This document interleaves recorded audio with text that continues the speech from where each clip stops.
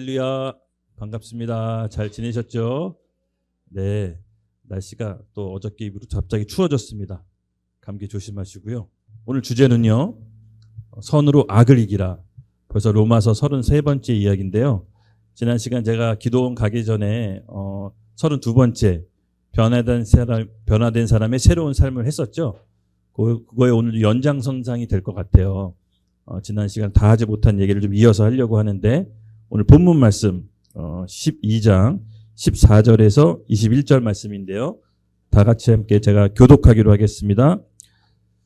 너희는 박해하는 자를 축복하라. 축복하고 저주하지 말라.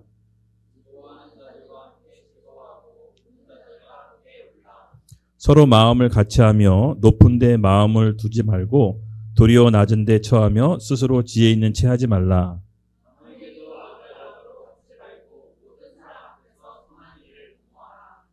할 수 있거든 너희로서는 모든 사람과 더불어 화목하라.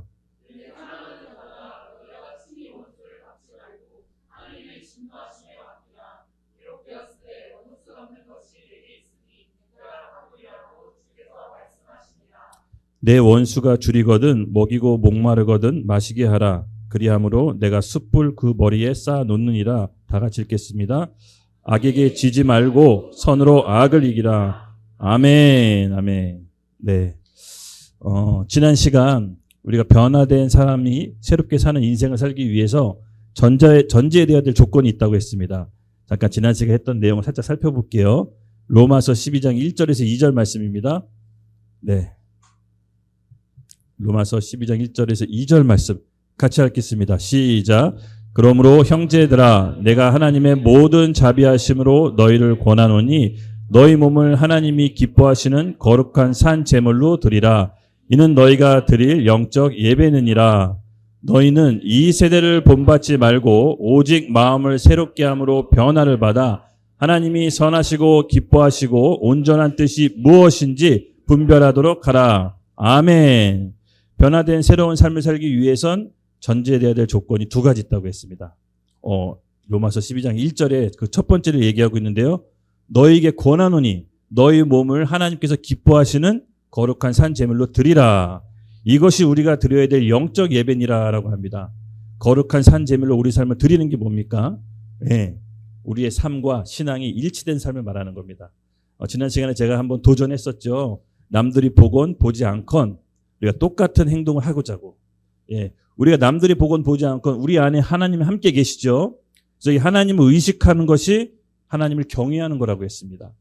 맞습니다. 우리가 신앙과 삶을 일치시키는 것이 결국 우리가 드려야 될 영적 예배의 본질입니다. 바울은 이것을 얘기하고 있고요. 두 번째로는 우리가 새로운 마음으로 하나님의 온전하시고 기뻐하신 뜻이 무엇인지 분별하기 위해선 마음을 변화시키라고 했습니다. 이 마음이 주체적으로 뭐냐? 우리 생각을 바꾸라는 겁니다. 여러분 그렇지 않겠습니까? 내가 옛날에 과거의 내 고정관념, 패러다임, 내 경험에 묶여 있으면요. 새로운 일을 할 수가 없습니다. 성경에 나오는 사람들의 인물 대부분이 미래지향적인 사람이었습니다. 즉 과거에 매여 있는 사람들이 아니었습니다. 하나님이 우리를 새 일을 행하실 때 과거에 매여 있지 원치를 않으십니다. 바로 우리의 생각, 우리의 고정관념이 어떻게 보면 성령의 역사를 방해하는 큰 주적 중에 하나입니다. 그래서 여러분 오늘 바울이 권고한 것처럼 우리가 변화된 사람의 새로운 삶을 시작하기 위해선 바로 이 두 번째 조건, 우리 마음을 새롭게 하는 게 너무 중요합니다. 그렇죠? 이제 2024년도 얼마 남지 않았습니다. 여러분 어떻게 2024년도를 보냈습니까? 곧 있으면 2025년도 새해가 시작됩니다. 우리가 새해가 시작될 때는요. 우리 마음과 생각, 묶여있던 모든 고정관념, 패러다임을 버리고 새로운 시즌으로 가야 될 것입니다. 그것이 첫 번째 전제 조건, 마음을 새롭게 해야 됩니다.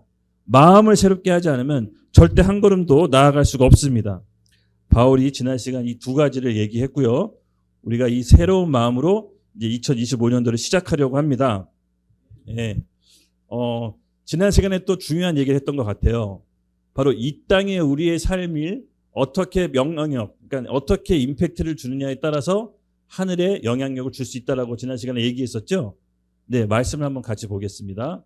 마태복음 18장 18절 그리고 마가복음 12장 2절에서 23절 같이 함께 읽겠습니다. 시작. 진실로 너희에게 이르노니 무엇인지 너희가 땅에서 매면 하늘에서도 매일 것이요 무엇이든지 땅에서 풀면 하늘에서도 풀리리라. 마가복음 함께 읽겠습니다. 시작. 내가 진실로 너희에게 이르노니 누구든지 이 산더러 들리어 바다에 던져지라 하며 그 말하는 것이 이루어진 줄로 믿고 마음에 의심하지 않으면 그대로 되리라. 아멘. 아멘. 지난 시간 기억나죠? 우리에겐 특권이 있다고. 어떤 특권이냐? 우리가 이 땅에서 어떤 영적인 행위를 할 때 하늘을 움직일 수 있다라고, 그리고 그 하늘이 움직였을 때 이 땅의 것들이 풀어진다라고 지난 시간에 얘기했습니다. 대부분요, 우리가 이 땅에서 묶여 있고 매여 있고 이 대부분 건요, 우리 마음에서부터 시작돼요. 즉, 내 안에서 하나님 나라가 먼저 임해야 이 하늘에도 것도 묶이고 풀리는 역사가 일어납니다. 그래서 우리 안에 여러분 올해 우리가 하나님 나라를 이루는 것들을 이제 자세히 제가 올해 이제 2025년도에 살펴볼 텐데, 여러분 그동안 저하고 함께 많이 함께 하면서 얘기 많이 듣고 이렇게 설교 시간에 얘기 들었죠? 그리고 구체적으로 이제 여러분에게 말씀드리려고 합니다. 즉, 이 땅에서 우리가 모여서 어떤 하늘의 임팩트를 줬을 때 하늘이 움직여서 땅에서도 열매 맺는 그런 영적인 구도가 있다라고 지난 시간에 얘기했었습니다. 그렇죠? 그래서 오늘은요, 굉장히 중요한 얘기를 할 겁니다. 바로 이 로마서 바울이 악과 싸우는 법이 있는데 변화된 크리스찬들이 어떻게 악과 싸워야 되는지 그 지침과 기준을 우리에게 제시합니다. 여러분 오늘 말씀이 너무 중요합니다. 그래서 우리의 싸움의 포인트는 눈에 보이는 사람이 아니라는 거죠. 잘 알고 있죠? 근데 이 어둠의 세상 주관자, 세상 신이라고 하는데 그 어둠의 세상 주관자, 세상 신이라고 하는 사탄이 진짜로 우리가 싸워야 될 대상이라는 겁니다. 그래서 우리가 이것을 놓치면 안 됩니다. 그래서 오늘 이 바울의 메시지는요, 우리가 무엇을 위해 싸워야 되고 싸움의 상대가 누군지 그 기준과 지침을 우리에게 말씀해 주실 것입니다. 요한일서 우리 3장 8절 말씀을 같이 함께 읽겠습니다. 시작.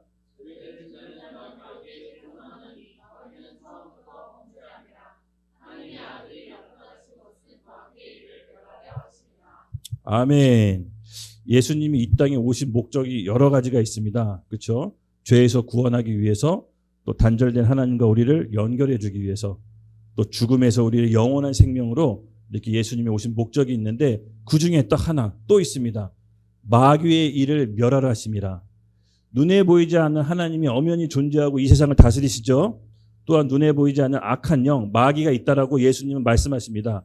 그리고 예수님이 오신 이유 중에 하나가 그 마귀의 일을 멸하러 왔다라고 예수님께서 본인이 오신 이유를 말씀하고 계십니다. 눈에 보이지 않지만 영적 세계에 엄연히 실제로 존재하고 있는 마귀. 우리는 이 마귀와 어떻게 싸워서 이겨야 되는지, 오늘 주제가 뭐라고 했죠? 선으로 악을 이기라. 예. 바울은 우리에게 오늘 중요한 가르침을 가르쳐 줄 것입니다. 오늘 마음속에 우리가 잘 되새기고 이러한 상황이 펼쳐진다면 오늘 말씀을 잊지 않기를 바랍니다. 네. 14절 이제 말씀 있게 읽겠습니다. 네. 너희는 박해하는 자를 축복하라. 축복하고 저주하지 말라. 첫 번째 악과 싸우는 방식입니다. 박해하는 자를 축복하라. 축복하는 거에서 더 나아가 저주하지 말라라고 합니다. 여러분 중에 뭐 박해 받아보신 적 있습니까? 혹시? 내가 예수님 믿는 것 때문에 누군가에게 박해 받아본 적 있다. 아마 우리나라에서는 그러기 쉽지 않을 거예요. 그렇죠? 우리가 예수님 믿는 것 때문에 박해받는 나라는 아니잖아요. 아직까지는. 예. 근데 여러분 잘 알다시피 우리 38선 이북 코앞에 북한만 가더라도요, 예수님을 믿고 죽는 사회입니다. 그렇죠? 무슬림 사회, 아직도 지구의 많은 부분은 예수님을 믿었다는 이유로 핍박당하고 죽는 경우가 굉장히 많습니다. 지금 우리나라 대한민국은 여러분 특별한 때에 살고 있는 거예요. 불과 우리나라도 100여 년 전까지만 해도 예수 믿으면 죽는 그런 핍박의 시대가 있었습니다. 굉장히 특별한 시대에 살고 있는 겁니다. 우리가 잘 못 느껴서 그렇죠. 근데 오늘 바울은 이렇게 얘기합니다. 우리를 박해하는 자를 뭐라고요? 축복하라. 이게 악과 싸워서 이기는 첫 번째 방식인데요. 와, 어렵죠? 이런 얘기 들으면 저도 좀 어려워요. 왜냐하면요, 이게 사람이 할 수 있을까? 나를 박해하고 나를 고통 주고 나를 엄청나게 심히 불편하게 하는 사람에게 축복할 수 있을까? 예. 근데 이것은요, 깊은 마음의 뜻이 있습니다. 그것은 뭐냐면요, 하나님이 주권을 인정하는 마음이 있어야 됩니다. 즉 다시 말해서 이 세상 모든 것들을 하나님이 다스리시죠. 하나님이 이 세상의 싸움의 주권자시라는 겁니다. 즉 우리가 해야 될 영역이 있고 하나님이 해야 될 영역을 우리가 구분해야 된다는 겁니다. 여기서 말한 너희를 박해하는 자를 축복하라. 이것은 우리가 해야 될 영역입니다. 싸움은 하나님이 하시는 겁니다. 즉 우리는 사람에 대해서는 축복해야 되는 존재입니다. 그리고 그 하나님께서는 그것을 심판하고 다스리는 존재가 바로 하나님이신 겁니다. 오늘 이 말씀은 그것을 구별하라는 겁니다. 심판의 권위를 우리에게 두시지 않았다는 거죠. 너희가 해야 될 것은 뭐냐? 축복하고 저주하지 말라라고 합니다. 예수님은 이것을 몸소 실천해 보이셨습니다. 다음 말씀 함께 보여주세요. 로마서 12장 19절. 네, 함께 읽겠습니다. 시작. 내 사랑하는 자들아, 너희가 친히 원수를 갚지 말고 하나님의 진노하심에 맡기라. 기록하였을 때 원수 갚는 것이 내게 있으니 내가 갚으리라고 주께서 말씀하시니라. 아멘. 살다 보면 정말 원수 같은 사람이 있습니다. 그렇죠? 이 말도 못하게 아마 있을 겁니다. 그런데요, 여기서 우리가 배워야 될 거는요, 구별하라는 거예요. 너희가 해야 될 영역이 있고 내가 해야 될 영역이 있는데 너희는 원수 갚는 일을 직접 하지 말라는 겁니다. 즉 하나님께서 우리에게 주신 권한은 축복하고 저주하지 말라는 거고, 하나님께서 하실 권한이 있는데 그게 뭐냐? 하나님께서 친히 우리를 대신해서 원수 갚는다는 겁니다. 즉 우리가 어떤 사람이 우리를 박해하거나 뭐 딱히 종교적인 이유가 아닐지라도 오해를 받아서 직장 가운데 어려움을 겪거나 또 우리가 어떤 모함을 당하거나 억울한 일을 당할 수 있죠. 그때 우리가 나타내야 될 반응이 뭐냐? 하나님의 주권을 믿는 겁니다. 하나님께서 우리에게 명령하신 것은 축복하라고 한 거지 심판하고 저주하고 정죄하라고 하지 않았습니다. 이 말씀을 잘 기억하십시오. 그때 하나님께서 심판하실 겁니다. 하나님이 적절한 때, 하나님이 원하시는 때. 그래서 우리가 넘지 말아야 될 선이 있는 겁니다.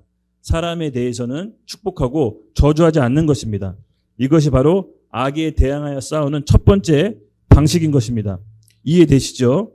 네. 결국 우리 잊지 말아야 될 것은요, 눈에 보이지 않는 이 영적인 싸움을 우리가 복수와의 복수로, 칼 대 칼로, 총으로 총으로 대항해서는 안 되는 겁니다. 우리가 이 부분을 좀 많이 놓치고 있는데 사실은 사람에 대해서는 축복해야 되는 겁니다. 우리가 사람에 대해서는 그 사람을 격려해주고 축복해주고 우리가 할 수 있는 역할은 여기입니다. 비난과 정죄와 판단과 심판은 하나님께서 하실 것입니다. 그래서 우리가 악에 대항하는 방식, 사람이 해야 될 영역이 있고 하나님이 해야 될 영역이 있다는 것을 구별하는 게 바로 14절 말씀이었습니다. 우리 누가복음 23장 24절 말씀 함께 읽겠습니다. 시작. 이에 예수께서 이르시되 아버지의 저들을 사하여 주시옵소서, 자기들이 하는 것을 알지 못하나이다 하시더라. 그들이 그의 옷을 연어 제비 뽑을세. 아멘. 이게 어떤 장면이냐면요, 예수님이 십자가에 못 박혀 돌아가시기 직전에 군병들이, 로마 군병들이 지금 예수님을 옷을 뺏어다가 제비 뽑고 어떻게 희롱하고 조롱하는 겁니다. 죽어가는 사람 앞에서. 그때 예수님이 어떤 반응을 보이셨습니까? 저들이 하는 것이 죄인지 모르니 용서해 달라고 마지막까지 그 로마 군병들에게 어떻게 보면 축복을 빌어준 겁니다. 복을 빌어준 겁니다. 여러분, 예수님께서 이렇게 몸소 십자가상에서 어떻게 악과 싸워 선으로 이기는지를 보여주신 겁니다. 그렇죠? 오늘 우리가 이 마음을 부어달라고 정말 기도 많이 하셔야 됩니다. 요즘 세상 돌아가는 거 보면은 이 마음을 지키기가 너무 어렵습니다. 저도 압니다. 말로는 이렇게 하지만 당장 이게 내 앞에서 펼쳐지면 나도 그렇게 할 수 있을까? 저도 늘 기도합니다. 왜냐하면 제 힘으로 할 수 없기 때문에 하나님께서 힘을 달라고. 정말 이런 일이 우리 안에 비슷하게 펼쳐지면 여러분 기도합시다.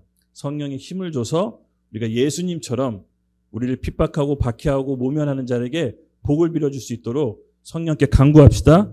아멘. 이것이 바로 첫 번째 악에 대한 싸우는 방식이고요. 두 번째 악에 대한 싸우는 방식이 있습니다. 15절 함께 읽겠습니다. 시작. 즐거워하는 자들과 함께 즐거워하고 우는 자들과 함께 울라. 아멘. 즐거워하는 자들과 함께 즐거워하고 우는 자들과 함께 우는 게 어떻게 악과 싸우는 방식이지? 여러분 어떻게 들리세요? 네.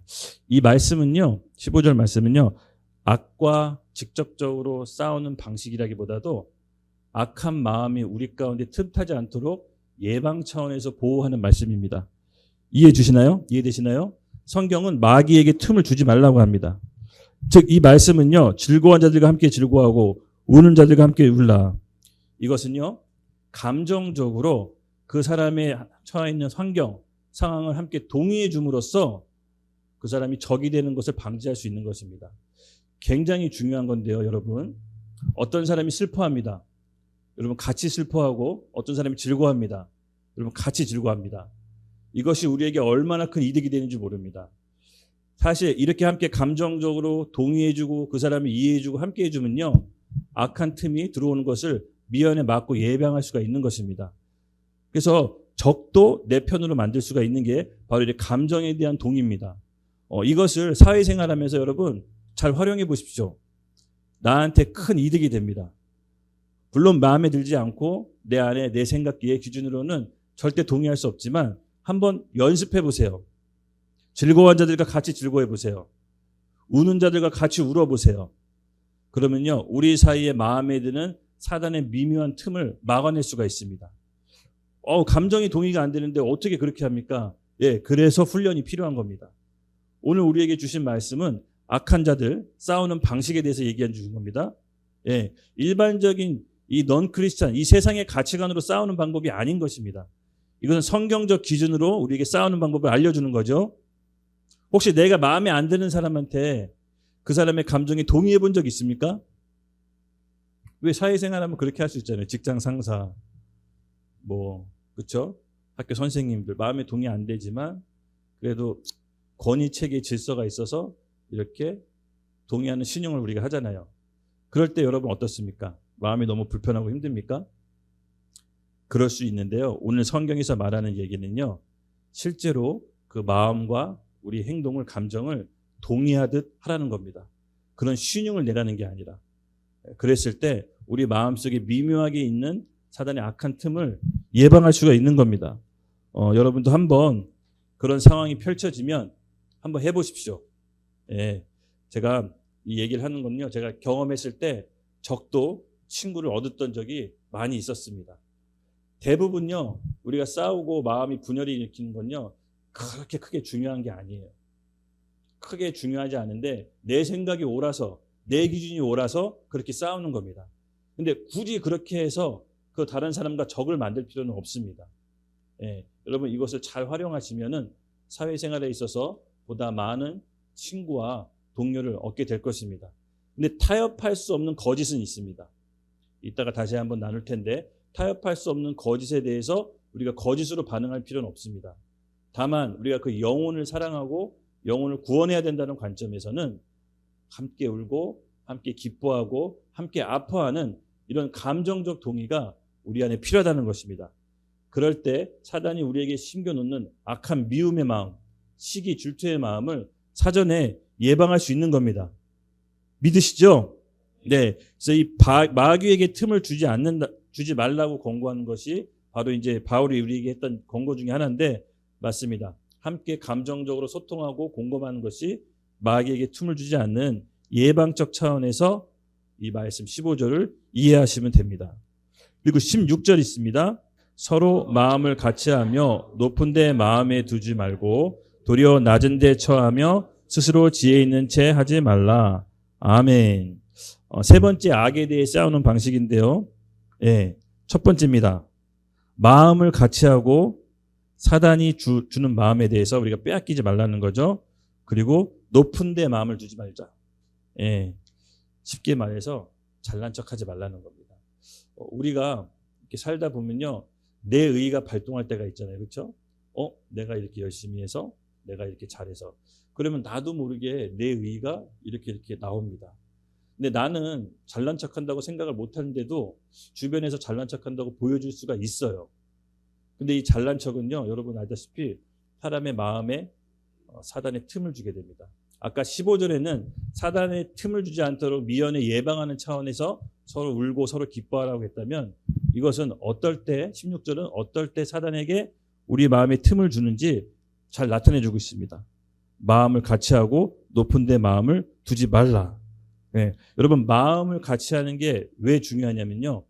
사단이 어떤 일을 방해하거나 그 공동체의 비전을 무력화시킬 때 마음을 나눠지게 하고 미묘한 불신앙으로 마음을 나눠지게 하고 틈을 벌려서 결국은 연합하게 할 수 없게 합니다. 이 사단의 방법은 늘 똑같습니다. 분열되고 마음을 나눠져서 연합되지 못하게. 그래서 이 마음의 틈을 주지 않는 것이 정말 중요합니다. 우리 고린도전서 1장 10절을 함께 읽겠습니다. 시작.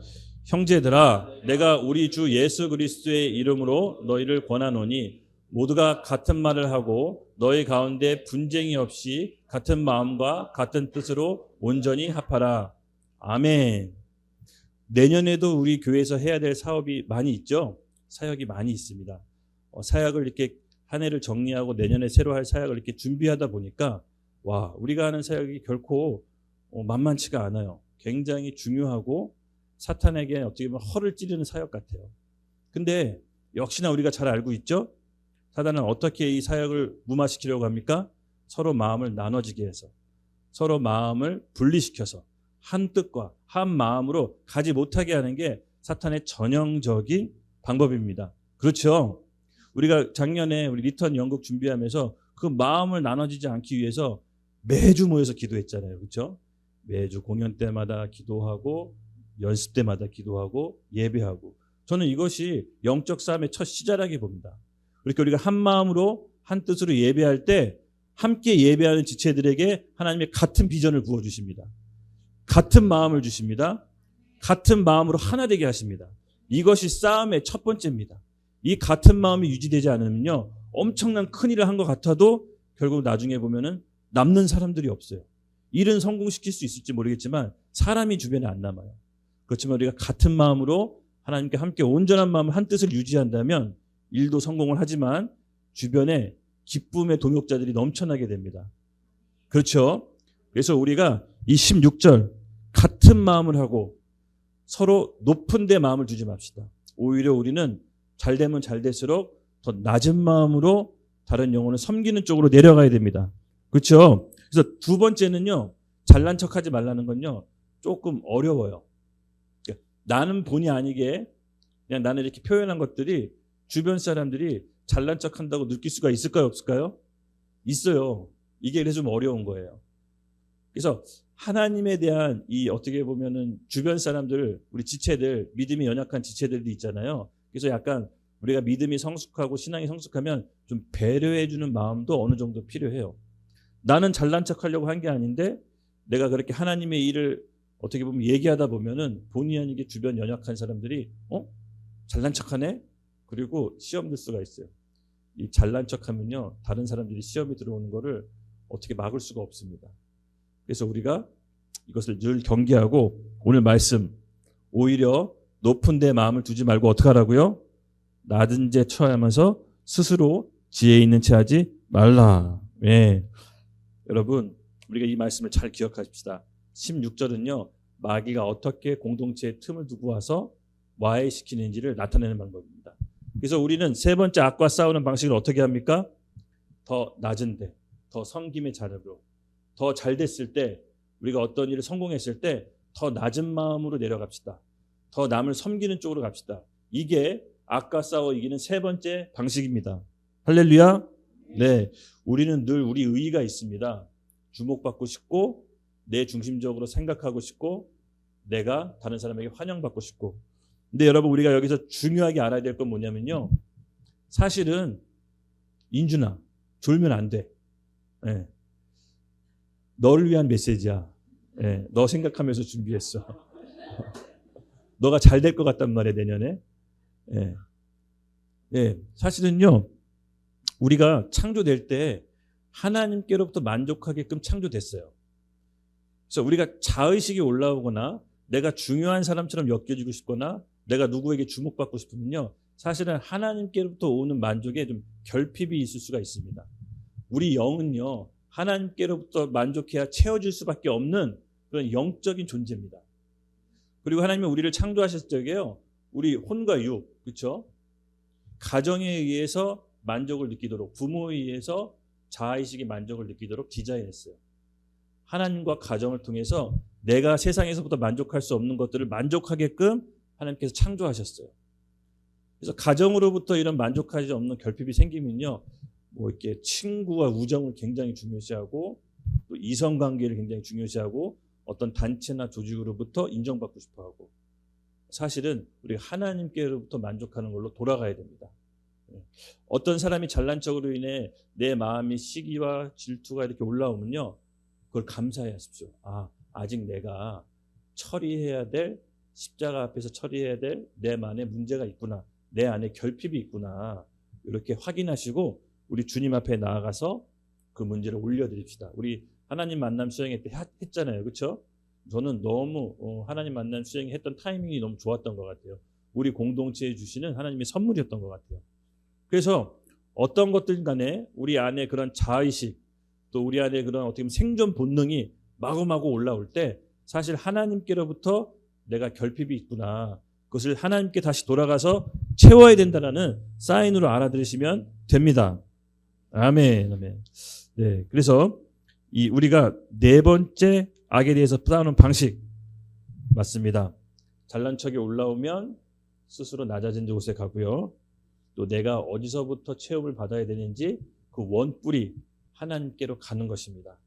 하나님께로 가는 것은 어떻게 표현하면요, 말씀과 기도예요. 우리의 영은요, 우리가 육신도 우리가 몸을 유지하기 위해서 좋은 음식을 먹잖아요. 그리고 우리가 필요한 여러 가지 비타민, 보조제도 먹잖아요. 근데 여러분 우리 안에, 우리 영에 무엇을 지금 먹고 있습니까? 하나님 말씀입니까? 아니면 세상에서 좋다고 하는 여러 가지 지식입니까? 사실 우리 영에 가장 좋은 건요, 하나님 말씀입니다. 기도가 올해는 더 깊어져야 됩니다. 깊은 기도를 통해 하나님의 말씀을 성령으로부터 조명받아야 됩니다. 그 말씀을 우리가 단순한 믿음으로 순종할 때 하나님께서 우리에게 새로운 길을 열어주실 거라고 믿습니다. 그래서 2025년도는요, 우리가 기도가 더 깊어져야 되고 말씀으로 인도받는 성령의 조명을 더 확실히 받아야 됩니다. 그래서 혼자 하기가 어렵기 때문에 우리 교회 공동체적으로 함께 묶고 가는 거죠. 2025년도에는 잃어버렸던 모든 것을 다 되찾아야 됩니다. 제 안에 하나님께서 주시는 불같은 마음이 있었습니다. 우리 교회는 2025년도 불신앙을 깨끗이 제거한다. 하나님의 역사를 일으키지 못하게 하는 것이 결국은 따져보면요, 내 생각, 내 불신앙이에요. 이것을 뿌리 뽑아야겠다는 마음의 감동을 주셨어요. 그래서 제가 2025년도 이거 시작할 때 우리 신년 기도회 3일 하잖아요. 여러분 기대하십시오. 하나님께서 주신 마음이 뭐였냐면요, 성령의 역사를 거스르는 우리 안에 미묘한 불신앙을 다 뿌리 뽑자. 그것은 오직 예배와 말씀과 기도 외에는 다른 방법이 없다는 것이 제가 내린 결론이었습니다. 그러면 조금 힘들어도 말씀을 읽고 고백하는 훈련을 하셔야 됩니다. 결국은 그 과정이 있어야 성령께서 조명해 주신 말씀을 받을 수가 있습니다.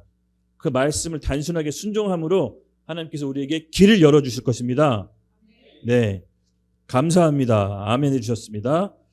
PPT 우리 빌립보서 2장 5절 9절 말씀, 예수님께서 어떻게 친히 우리에게 십자가에서 승리하는 모습이 보여주셨는데 우리 같이 함께 읽을게요. 시작. 너희 안에 이 마음을 품으라. 곧 그리스도 예수의 마음이니 그는 근본 하나님의 본체시나 하나님과 동등됨을 취할 것으로 여기지 아니하시고, 네, 오히려 자기를 비워 종의 형체를 가지사 사람들과 같이 되셨고 사람의 모양으로 나타내사 자기를 낮추시고 죽기까지 복종하셨으니 곧 십자가에서 죽으심이라. 이러므로 하나님의 그를 지극히 높여 모든 이름 뛰어난 이름을 주사. 아멘, 아멘. 여러분 오늘 이 말씀을 기억하십시오. 본체 하나님과 동등하셨으나 하나님과 동등함을 취하지 않으시고 죽기까지 복종해 자기를 낮추심으로 하나님께서 모든 이름 위에 가장 뛰어난 이름을 주사 모든 무릎을 주님 앞에 꿇게 하셨습니다. 여러분 우리가 이것을 따라가야 될 주님의 표본입니다. 예, 어렵지만 우리의 영이 더 깊어지고 신앙이 더 성숙해질수록 우리가 이런 삶과 이런 모습을 저는 더 사모하게 될 줄로 믿습니다. 예, 결국은 우리의 싸움은요, 혈과 육이 아닙니다. 십자가 안에서 영적인 싸움입니다. 말씀과 기도가 우리 안에 기초가 채워져 있지 않으면요, 이런 영적인 싸움을 할 수가 없어요. 우리 육신은 도저히 이걸 할 수가 없습니다. 평소에 말씀과 기도로 우리가 채워 나갑시다. 우리 10처녀 비유 있죠. 미련한 5처녀와 슬기로운 5처녀. 슬기로운 5처녀와 미련한 5처녀 구별이 뭐가 있었습니까? 네, 그들은 똑같이 예수님을 믿었습니다. 어떤 목사님들, 어떤 분들은 미련한 5처녀를 불신자라고 얘기하고 또 슬기로운 5처녀를 신자라고 얘기하는데 그게 아닙니다. 똑같은 그 등불이 있습니다. 여호와의 마음에 우리에게 등불을 주셨다고 했거든요. 저는 똑같은 예수님을 믿는 사람들인데 한쪽은 그릇에 기름을 준비하지 않았습니다.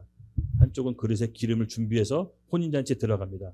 그릇과 기름은 돈 주고 살 수 있는 것이 아닙니다.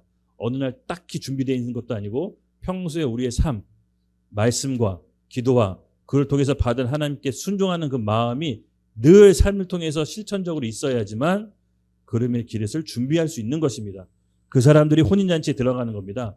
그래서 이 마태복음의 10처녀 비유는 굉장히 중요합니다. 마지막 때 우리가 어떻게 운명이 갈리는지 보여주는 예수님의 천국 비유인 것입니다. 예. 그래서 우리가 십자가상에서 싸우는 법을 여러분 오늘 잘 마음에 새깁시다. 네, 우리가 이것을 통해서 하나님께서 새로운 길로 저는 2025년도 이끄실 거라고 믿어 의심치 않습니다. 네, 17절, 18절 함께 읽겠습니다. 시작. 아무에게도 악을 악으로 갚지 말고 모든 사람 앞에서 선한 일을 도모하라. 할 수 있거든 너희로서는 모든 사람과 더불어 화목하라. 아멘. 네 번째, 악에 대해 싸우는 방식. 예. 첫 번째 17절은 뭐라고 했습니까? 아무에게도 악을 악으로 갚지 말라. 예. 와, 이것 또한 굉장히 어렵죠. 여러분 혹시 법철학에서 황금률이라고 들어봤습니까? 황금률? 이에는 이, 그렇죠? 혀에는 혀가 뭐죠? 이에는 이, 혀에는 혀? 네. 눈에는 눈, 이에는 이. 네. 황금률이라고 법철학에서 뭐라고 하냐면요. 내가 했던 행동만큼 그 이상 형벌이 강하거나 그 이하로 형벌이 떨어지서는 안 되고 내가 지은 죄만큼 형벌이 같아야 된다. 이것이 이제 법철학에서 말하는 황금률이거든요. 근데 중요한 원칙이 있습니다. 결국은 여기서 내포하고 있는 메시지는요. 남에게, 그러니까 네가 당해서 싫은 일 남에게 하지 말라는 뜻입니다. 예. 근데 우리는 이 십자가상에서 예수님이 말한 황금률이 있습니다. 예수님께서 말씀하신 황금률. 세상은 눈에는 눈, 이에는 이로 우리를 어떻게 보면 심판하지만 예수님이 말한 황금률을 우리가 잘 배워야 됩니다. 여러분 혹시 요새 정치권을 보면 어떤 생각이 드십니까? 이 황금률이 제대로 작동하는 것 같나요? 이상하게 좀 기득권이나 특권층, 국회의원 같은 사람들은 죄를 많이 지고 범죄를 많이 저러도 요리조리 잘 빠져나가는 것 같습니다. 약간 형벌을 안 받는 것 같아요. 그리고 돈 없고 백 없는 사람들은 법대로 처벌받는 것 같고 좀 세상이 요지경처럼 돌아가는 것 같습니다. 그렇죠? 예. 그래서 정권이 바뀔 때마다 지난 정권 사람들을 계속 숙청합니다. 저는 조선 왕조를 보는 것 같아요. 이 인간의 본성은요, 정말로 이렇게 거슬릴 수가 없는 것 같습니다. 제가 이제 우리나라 역대 대통령들을 보면요, 우리나라 대한민국 역대 대통령들은 좀 불쌍하더라고요. 비참해요. 초대 대통령 이승만은 멀리 하와이에서 객사에서 요양병원에서 돌아가셨죠. 고국에 와서 돌아가실 수가 없었습니다. 그리고 우리 박정희 대통령 잘 아시다시피 유경주 여사랑 부하한테 총에 맞아 죽잖아요. 그렇죠? 그리고 잘 아시다시피 우리 전두환 노태우 대통령은 내란죄로 형무소에서 감옥 생활을 하고 노무현 대통령은 자살하고 박근혜 대통령 재임 기간에 탄핵돼서 또 감옥 가고 이명박 대통령 또 감옥 가고 지금 또 윤 대통령도 또 탄핵당하고 제가 보면 조선시대보다 더 심해요. 와, 우리나라에서 대통령 한다는 게 보통 일이 아니구나. 정말 어려웠습니다. 그렇죠? 우리가 이런 과정과 정치 상황을 겪으면서 정말 악을 악으로 갚지 말라고 하는 이 예수님의 말씀, 로마서의 말씀을 우리가 정말 실현시킬 수 있을까? 또 이런 회의도 듭니다. 어쩔 때는 좀 화끈하게 좀 처리하고 싶은 마음도 들지만 또 우리는 예수님을 믿는 사람들이잖아요. 그렇게 할 수가 없습니다. 우리 예수님의 가르침대로 가야 되지 않겠습니까? 그래서 저는 예수님이 제시한 황금률을 좀 깊게 고민해 봤어요. 제 나름대로 좀 신학적으로 좀 이렇게 결론을 내리고 싶었어요. 마태복음 10장 34절 함께 읽을게요. 함께 읽겠습니다. 시작. 내가 세상에 화평을 주러 온 줄로 생각하지 말라. 화평이 아니요 검을 주러 왔노라. 아멘. 제가 이 말씀을 읽고 또 악과 싸우는 법에 대해서 이렇게 말씀을 공부할 때, 본문을 공부할 때 하나님이 저에게 두 가지 마음을 주셨어요.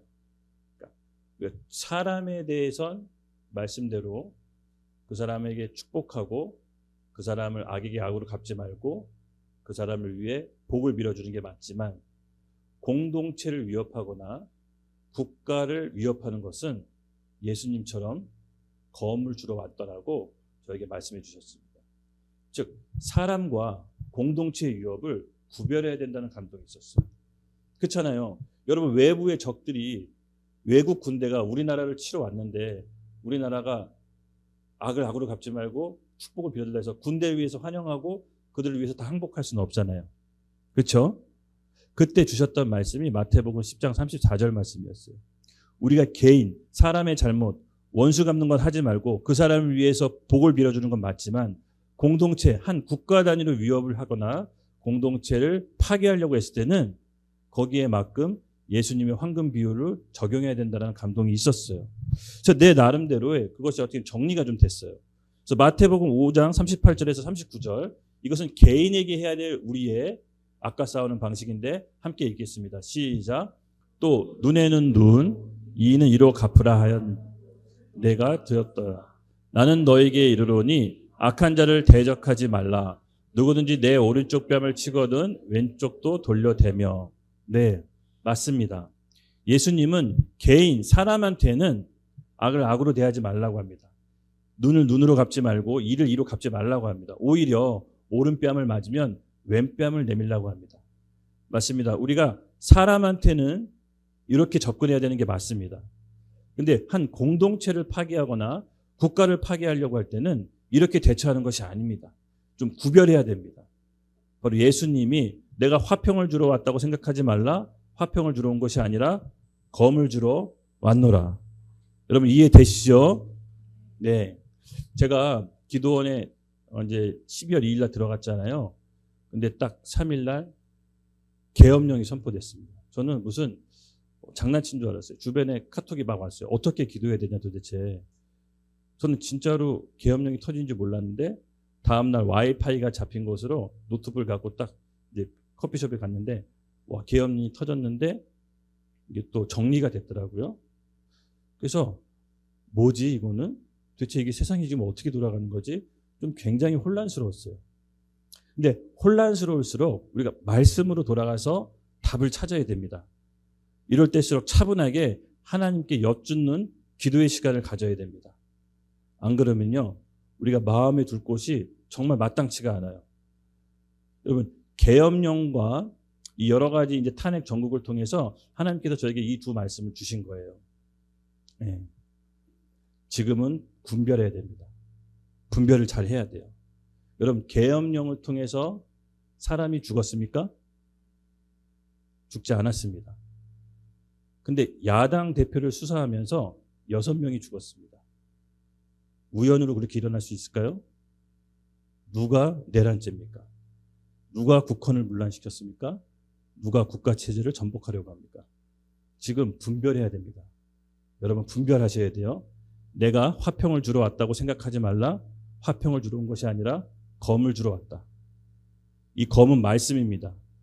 기도가 절실히 필요할 때입니다. 제가 그리고 나서 우리 교회에다 얘기했죠. 10일간 나라를 위해 금식 기도하자고. 네, 지금은 분별해야 될 때입니다. 거짓과 진실이 드러나도록 교회가 기도해야 됩니다. 그 빛과 어둠이 드러나도록 교회가 더 기도해야 됩니다. 오늘 우리 말씀을 우리 예수님께서 우리 교회와 우리 나라에게 주셨다고 봅니다. 내가 화평을 주러 왔다고 생각하지 말라. 화평이 아니라 검을 주러 왔다. 여러분 이 시대, 이 혼란스러운 시대에 더 말씀과 기도의 자리로 들어가십시오. 그리고 하나님의 음성을 들어야 됩니다. 말씀을 받아야 됩니다. 그래야 이 기도의 제목이 정확히 나올 수가 있습니다. 우리는 이 말씀을 붙잡고 이 나라를 위해 또 계속 기도합시다. 예수님께서 분명히 하실 일이 있습니다. 저는 오히려 이것이 이 빛과 어둠, 거짓과 진실이 밝히 드러나서 하나님의 우리나라를 향한 부르심, 세계 선교에 대한 부르심을 온전히 이룰 수 있도록 그 전에 대수술을 할 거라고 믿습니다. 우리가 이 관점으로 보지 않으면요, 우리는 뭐 진보도 아니고 보수도 아닙니다. 좌우로 치우치지 말라고 했습니다. 우리 하나님의 말씀의 기준으로 이 사안을 정확히 알고 기도의 방향도 정확히 잡아야 되는 것입니다. 네, 그것이 우리의 교회에게 주신 하나님께서 주신 부르심인 것입니다. 네. 그리고 여러분들 아시다시피 개인에게는 눈에는 눈, 이에는 이로 갚지 말라고 하셨습니다. 조금 이제 좀 정리가 되셨죠? 예, 사람한테는 우리가 저주하거나 심판하는 것이 아닙니다. 네. 그래서 국가를 대항하는 그런 체제에 대한 전복과 국가를 대항하는 그런 어떻게 보면은 위협은 우리가 맞서서 적극적으로 싸워야겠지만 개인의 사람을 주적으로 삼아서 사람을 비난하거나 정죄해서는 안 되는 것입니다. 그래서 우리가 이것을 잘 구별해야 됩니다. 그래서 두 번째로는 선한 일을 도모하고 할 수 있거든 되도록이면 어떻게 해서든지 모든 사람과 더불어 화목하라고 합니다. 네, 이것이 굉장히 중요한 우리 로마서의 가르침인데요. 여러분, 지금 우리나라가 두 동각이 났습니다. 그렇죠? 아니, 두 동각이 뭐야? 제가 봤을 때 8동각 난 것 같아요. 남북으로는 우리 갈라져 있죠. 북한과 남한으로. 또 지역적으로 좌우로 딱 갈라져 있습니다. 그리고 세대 간에도 저런 이 생각의 격차가 너무 큽니다. 이념관, 가치관 엄청나게 이제 벌어졌습니다. 근데 제가 이번에 탄핵하고 이 14일날 딱 여의도 이렇게 기도원에 다시 가는데, 와, 여의도에 가는데 찬성 어마어마한 시위대가 어마어마하게 넘치고, 또 광화문에는 탄핵 반대. 와, 나라가 정확하게 두 동각이 난 것 같습니다. 정말 기도가 나왔습니다. 이게 하나님께서 우리나라를 통해 지금 하실 일이 있으실 텐데, 정말 이렇게 나라가 두 동각이 정확히 난 거 보고 정말 마음이 어떻게 보면 좀 불안하고 아팠지만, 사실은 하나님의 깊은 경륜과 큰 계획 아래서 보면요, 이 일이 반드시 일어나야 되겠구나라는 생각이 들었습니다. 결국 우리 안에서 하나님께서 선한 길로 인도해 주실 것을 믿습니다. 어떤 한 원로 목사님을 만났는데요, 그 목사님 말씀이 참 기가 막혔어요. 이렇게 만나서 질문을 했는데, 지금 이 사태에 대해서 어떻게 생각하시냐 그랬더니 그 목사님이 여유롭게 잘 되고 있는 겁니다 이렇게 하시더라고요. 아니, 지금 잘 되고 있다고요? 그랬더니 해방 이후로 6.25 동란과 또 수많은 어려움과 IMF와 여러 가지 우리나라가 신생국가로서 2차 대전 이후로 신생국가로서 어려움을 겪었지만 그때만큼 어려운 건 아니다라고 하셨습니다. 결국은 큰 줄기로 봤을 때 우리나라는 잘 되고 있고 앞으로 잘 돼갈 것이고 잘 될 거라는 그런 믿음과 긍정적인 마음을 갖고 계셨습니다. 그 말씀을 듣는데 마음이 소망이 되더라고요. 딱 이 사건만 보면 당장 우리나라에게 큰일인 것처럼 보이지만 그게 아니라 전체적인 줄기를 보면 잘 되고 있는 방향으로 가고 있다. 또 이렇게 한번 뒤집어져야 새로운 새 포도주와 새 술들이 올라올 거다. 새 순들이 올라올 거다. 그래서 이 과정은 꼭 나쁜 것만은 아니다라고 말씀해 주시고, 굉장히 지혜 있는 말씀이었어요. 역시 그 연륜에서 묻어나오는 노인들의 지혜가 있습니다. 여러분, 이제 노인들하고 저는 대화하는 걸 좀 좋아하거든요. 맞아요. 그 인생의 경륜을 통해 피부를 얻는 지혜가 있는데, 그것을 대화하면요, 내가 다운로드 받는다는 느낌이 들어요. 그래서 여러분, 노인들을 많이 찾아가셔서 지혜를 구하시기 바랍니다. 아멘. 그러나 우리 십자가의 황금 비율, 네, 말씀하셨던 것처럼 사람에게는 십자가의 황금 비율로 악을 악으로 갚지 말고, 국가와 공동체에게는 이 황금 비율로 예수님의 검으로 바라봐야 되는 것입니다. 아멘. 네, 우리 로마서 14장 1절에서 누가복음 17장 1절에서 2절 말씀 우리 같이 함께 읽겠습니다. 로마서 14장 1절. 네, 시작. 믿음이 연약한 자를 너희가 받되 그의 의견을 비판하지 말라. 아멘. 아멘. 누가복음 말씀 읽겠습니다. 시작. 예수께서 제자들에게 이르시되 실족하게 하는 것이 없을 수는 없으나 그렇게 하게 하는 자에게는 화이로다. 그가 이 적은 자 중에 하나를 실족하게 할진대 차라리 연자 맷돌이 목에 매어 바다에 던져지는 것이 나으니라. 아멘. 아멘. 사람한테는 예수님이 십자가의 황금률로 대하라고 했습니다. 그렇죠? 그래서 사람한테는 그대로 악을 악으로 갚는 것이 아니라 그 사람을 위해서 기다려주고 연약함을 보다듬어 주는 것입니다. 여러분, 우리가 이제 실수할 수 있는 게 세상에 대한 악과 거짓에 대해서 싸워야겠지만 그리스도 교회 몸된 공동체 안에서 나와 생각이 다르다고, 나와 가치관이 다르다고 함부로 비난하거나 그의 연약함을 통해서 실족시켜서는 안 됩니다. 이것이 이제 교회에서 조심해야 될 건데요. 예수님께서는 그렇게 하셨거든요. 여기서 보면 뭐라고 했습니까? 로마서 14장 1절. 믿음이 약한 자가 너희가 봤되 그 의견을 비판하지 말라. 네. 교회에서 나랑 의견이 다를 수 있고 내 생각이 다를 수가 있는데 함부로 비판하지 말라는 겁니다. 그가 아직까지 생각이 미치지 못할 수가 있고 다 모든 것을 깨달을 수가 없기 때문에 기다려줘야 되는 겁니다. 기다려줘야 되는 겁니다. 그래서 우리가 교회 안에서 이런 실수를 범하지 않도록 해야 됩니다. 왜냐하면 예수님께서는 사람한테는 십자가의 황금률을 대하라고 했어요. 악을 악으로 갚지 말고 끝까지 참고 기다리라는 것입니다. 그렇지 않으면요, 무서운 말씀하셨습니다. 누가복음 17장 1절에서 2절 말씀. 예수께서 제자에게 이르시되 실족하는 것이 아예 없을 수는 없으나, 그러니까 내 의도하고 다르게 나는 그런 의도가 아니었는데 내 말 때문에 실족할 수 있다는 얘기예요. 그러니까 다 실족하지 않을 수는 없으나 할 수 없으나 그렇게 하는 자가 화가 있도다. 되도록이면 실족하지 않게 그 연약함을 받아주라는 겁니다. 예. 여러분 잊지 마십시오.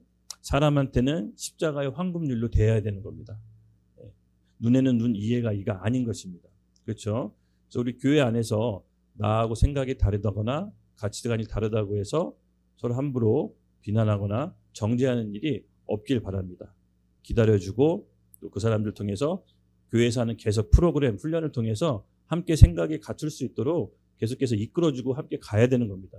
그렇죠? 네. 그리스도의 머리를 몸된 교회 지체는 우리 모두 다 예수님의 몸입니다. 그래서 저 사람이 나와 생각이 다르다고 해서 비난해버리면 저 사람을 비난하는 게 아니라 머리 대신 예수님의 몸을 비난하는 것입니다. 그래서 이게 위험한 것입니다. 그래서 이게 되게 조심해야 되는 겁니다. 그렇죠? 그래서 우리가 이 마음을 잘 간직합시다. 그래서 악과 싸우는 법, 네 번째는 뭐였습니까? 네. 황금률. 기억하십시오. 국가와 공동체를 위협하는 황금률과 사람을 통해서 다스리는 예수님의 십자가 황금률이 다르다는 것입니다. 그렇죠? 네. 이것이 악과 싸우는 네 번째 방식이었습니다. 19절. 내 사랑하는 자들아 너희가 친히 원수를 갚지 말고 하나님의 진노하심에 맡기라. 기록되었을 때 원수 갚는 것이 내게 있으니 내가 갚으리라고 주께서 말씀하시느니라. 아멘. 다섯 번째 악과 싸우는 방식. 뭐라고 했습니까? 네. 원수 갚는 것을 누구에게 맡기라고요? 하나님께. 여러분 하나님께 맡기셔야 됩니다. 우리가 직접 손에 피를 묻혀서는 안 됩니다. 저도 이 실수를 많이 했어요. 20대 후반, 30대 초반 내가 막 개거품 물면서 내가 옳다라고 주장했던 것들이 시간이 지나니까 옳은 게 아니더라고요. 사람은요 단정져서 얘기하는 걸 조심해야 돼요. 나도 젊었을 때는 저도 단정져서 얘기하는 걸 되게 내가 믿고 있는 거 확신에 차서 막 개거품 물면서 얘기했는데 이게 되게 신기한 게 시간이 지나면서 틀릴 수도 있더라고요. 또 사람들 말하는 게 또 바뀌고 생각이 바뀌어요. 그러면 굉장히 난처해지더라고요. 그래서 우리가 여러분 잘 기억하는 것은 할 수만 있으면요. 하나님께 맡기십시오. 네. 이게 굉장히 지혜입니다. 우리가 옳다고 하는 것도요. 언제 바뀔지 몰라요. 진리 외에는 다 바뀌어요. 네. 이게 무서운 거예요. 그래서 우리가 진리의 말씀에 기준으로 삼아서 복음에 대해 타협은 없어야죠. 그렇죠? 그 진리만큼은 목숨을 걸고 지켜야 되겠지만 나머지는 열린 마음과 생각으로 다른 사람을 수용할 수 있는 마음도 길러야 됩니다. 예. 그렇게 해야 우리가 여기서 말하는 아까 싸우고 이기는 것입니다. 그래서 하나님께 원수 갚는 것을 여러분 맡기십시오. 이것도 우리가 훈련해야 돼요. 이것은 뭐냐면요. 결국은 하나님을 신뢰하는 거예요. 내게 해를 입혔거나 날 개인적으로 힘들게 했던 그런 것들에 대해서 하나님께 온전히 잘 맡겼던 성경의 인물이 있습니다. 기억나시죠? 다윗은요, 탁월한 정치 지도자였는데요. 개인의 원한을 갖다가 자기가 공적인 힘, 왕이라는 공적인 힘을 얻었을 때 개인의 원한을 복수로 사용하지 않았습니다. 오히려 어떻게 했습니까? 원수 갚는 것을 하나님께 맡겼습니다. 이는 탁월한 정치 지도자였는데 우리 말씀 사무엘상 26장에서 8절에서 10절 같이 한번 읽어볼까요? 시작. 아비새가 다윗에게 이르되 하나님이 오늘 당신의 원수를 당신의 손에 넘기셨나이다. 그러므로 청하오니 내가 창으로 그를 찔러서 단번에 땅에 꽂게 하소서. 내가 그를 두 번째 찌를 것이니 엄쓰리라 하니 다윗이 아비새에게 이르되 죽이지 말라. 누구든지 손을 들어 여호와의 기름 부은 자를 치며 죄가 없겠거니와 하고 다윗도 이르되 여호와께서 살아계심을 두고 맹세하노니 여호와께서 그를 치시리니 혹은 죽은 날에 이르거나 또 전쟁에 나가서 망하리라. 아멘, 아멘. 다윗은 자기 원수를 갚을 수 있는 그 결정적인 순간에 어떻게 했습니까? 하나님을 신뢰했습니다. 자기 부관 아비새가 절호의 기회로 사울을 죽일 수 있는 기회라고 얘기하면서 자기가 한번 창을 찌를 테니까 다윗 왕은 확인 사살만 하십시오. 뭐 이렇게까지 지금 절호에 찬습니다. 근데 다윗은 어떻게 했습니까? 자기 손으로 피를 묻히지 않고 하나님 손에 맡겼습니다. 이것이 다윗이 우리에게 보여주는 아주 악과 싸우는 방법 중에 하나인데요. 여러분, 우리가 별거 아니었을 때는 그냥 그렇게 살지만 뭔가 높은 위치나 좀 성공해서 스타가 됐습니다. 그리고 좀 유명한 사람이 됐는데 그때 가서 사람은 진짜 돌변해요. 자기 올챙이적 시절 모른다고 딱 어떤 높은 자리에 가면 사람은 싹 돌변해요. 여러 번 봤습니다. 그것만큼 재수없는 게 없습니다. 그래서 여러분, 높은 자리에 있을 때 어떤 힘이 있을 때 자기에게 원한을 줬거나 자기를 평소 괴롭혔거나 자기를 무시했던 사람을 어떻게 다스리는지를 보면 그 사람 인격을 알 수 있습니다. 예. 다윗은 자기 개인적인 원한을 공적인 권력을 가졌을 때 사용하지 않았습니다. 그는 통일 왕국을 이뤘고 하나님의 마음을 합한 자로서 하나님께서 가장 사랑하고 아끼는 이스라엘 왕 중에 한 명이 되었죠. 네, 그리고 그의 혈통에서 그리스도가 나신 겁니다. 예. 우리가 이 사실을 잊지 말아야 됩니다. 근데 자기 공적인 힘을 개인적인 원한으로 갚았던 사람이 있습니다. 혹시 조선시대 연산군 아세요? 연산군? 이 사람이 조선 왕들 중에 가장 폭군으로 이름이 널리 알려져 있는데요. 어떻게 보면 불쌍한 사람이에요. 그러니까 자기가 어렸을 적에 4살인가 3살 때 자기 어머니 패비 윤 씨가 있어요. 성종 아버지의 어떻게 보면 황후인데 사약을 먹고 죽었어요. 조정의 권력 구도, 권력 싸움에서 희생양이 됐어요. 근데 이제 자기 연산군은 왕이 될 때까지 그 사실을 모르고 있었어요. 근데 어느 날 왕이 돼서 알게 됐어요. 자기 어머니가 조정 대신들에 의해서 사약 먹고 죽었다는 것을. 그래서 이 사람은 초반에는 정치를 되게 잘했어요. 꼭지가 돌아버렸어요. 그래서 자기 어머니를 폐위시켰던 조정의 대신들을 다 숙청하는데 갑자사화라고 엄청난 피바람이 불기 시작합니다. 그때부터 이 모든 대신들, 자기 어머니 죽였던 연루됐던 사람들 다 죽여버리고요. 흥청망청 술 먹고 연애 풀고 완전히 사람이 삐뚤어지게 나갔습니다. 그 개인적인 공적인 힘을 이용해서 자기 개인의 복수를 사용하니까 국가는 도탄에 빠지고 피비린내가 나게 됐습니다. 여러분, 이게 굉장히 무서운 겁니다. 우리가 하나님을 신뢰하는 그 믿음, 결국은 악과 싸워서 이기는 5번째는요. 내가 원수를 내 손으로 갚는 것이 아니라 하나님께서 그 원수를 갚아주신다라는 믿음으로 사람에 대해서는 똑같이 시종일관 같은 한결같은 마음으로 축복하고 복을 빌어줍시다. 예, 그것까지 우리 신앙이 좀 자라났으면 좋겠어요. 물론 마음으로 좀 동의가 안 될 수가 있는데 여러분, 하나님은 할 수 있으니까 말씀에 적어 놓으신 거죠. 네, 할 수 없는 것을 마음에 적어 놓으시지 않았을 거라고 전 믿어 의심치 않습니다.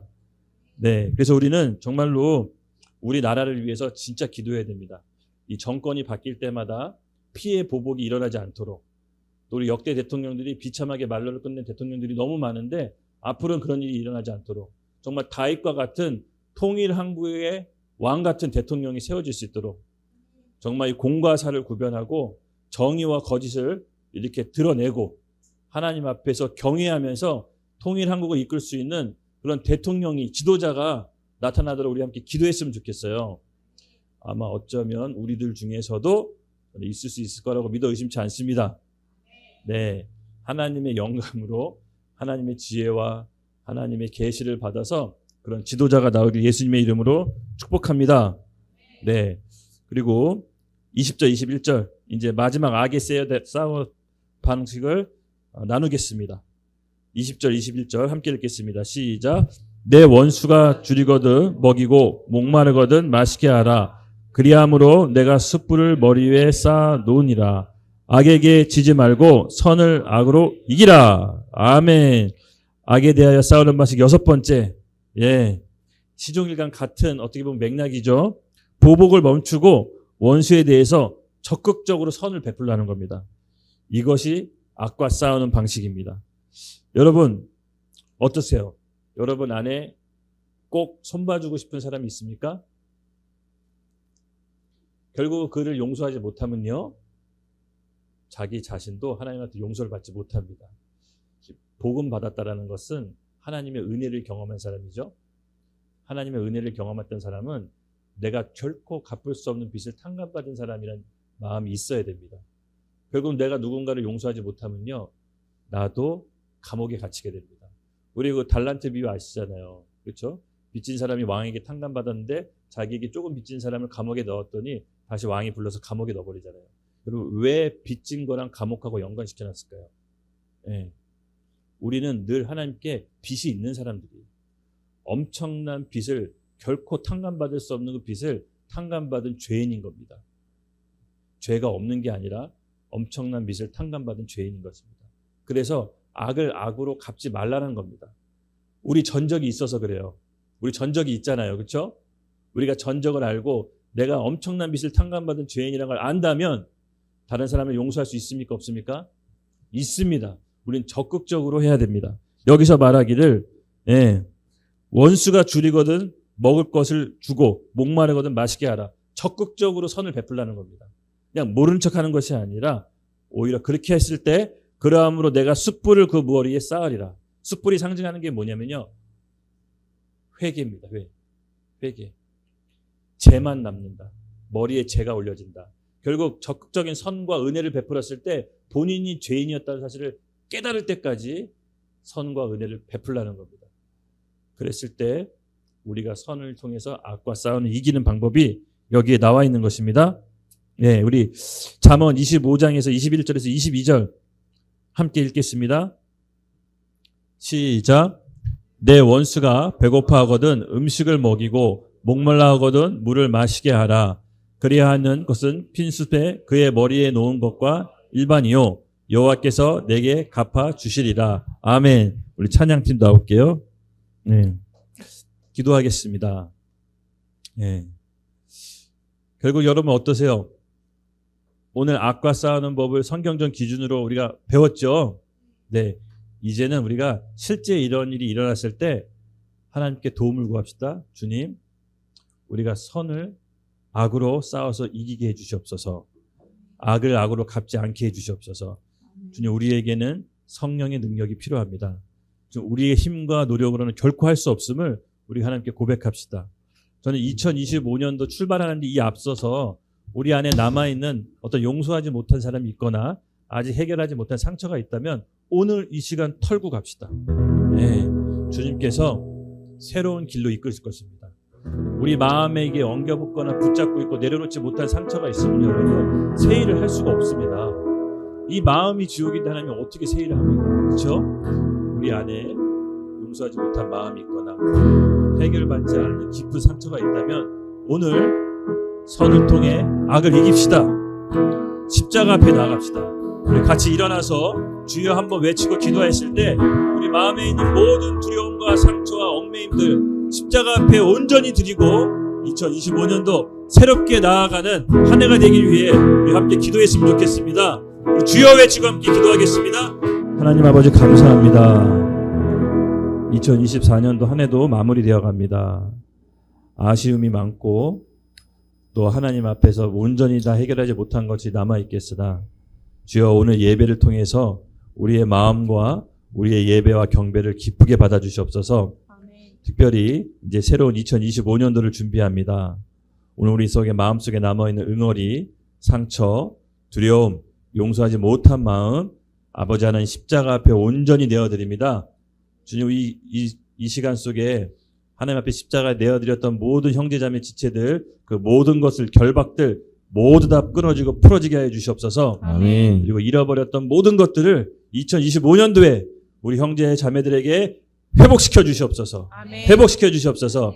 이전과는 다른 성령의 역사를 경험하며 성령의 능력으로 나의 힘이 아니라 오직 하나님의 능력으로 2025년도를 승리의 해로 만들게 하여 주시옵소서. 아멘. 감사합니다. 예수님의 이름으로 기도드렸습니다. 아멘. 아멘.